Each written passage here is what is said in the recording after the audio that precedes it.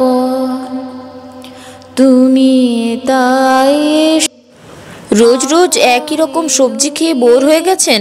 তাহলে আসুন আপনাদেরকে আজ আমি করে দেখাই একটা খুবই টেস্টি ও লোভনীয় রেসিপি।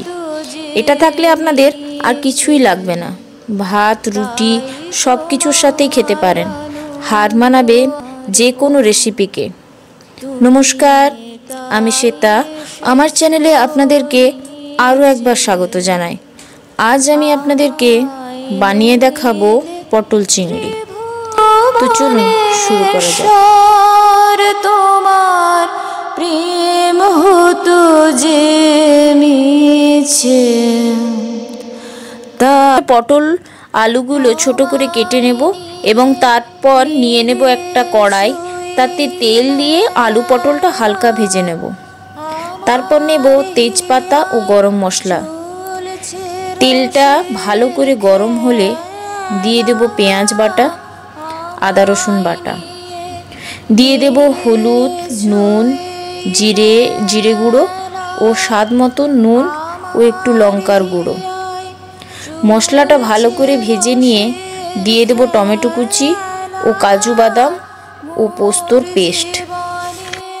বিচিত্র রূপ ধরে তোমার ইচ্ছা তরঙ্গিছে,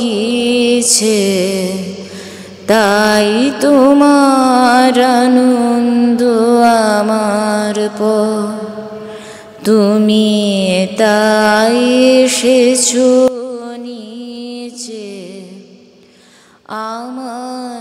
একটু জল দিয়ে ভালো করে মশলাটা ভেজে নেব ও দিয়ে দেব আলু পটলগুলো।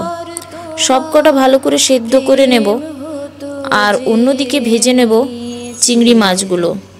আমি পরিষ্কার করে নুন হলুদ মাখিয়ে রেখেছিলাম চিংড়ি মাছগুলোকে। আলু পটল ভালো করে সেদ্ধ হয়ে গেলে উপর থেকে দিয়ে দেব চিংড়ি মাছগুলো। আর আপনি চাইলে উপর থেকে দিয়ে দিতে পারেন একটু ফেস ক্রিম, এটা অপশনাল, আপনি দিতেও পারেন নাও পারেন। ব্যাস হয়ে গেল পটল চিংড়ি।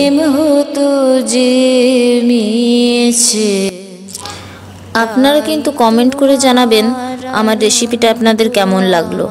ভালো লাগলে চ্যানেলটি লাইক ও সাবস্ক্রাইব করে নেবেন ও শেয়ার করতে ভুলবেন না।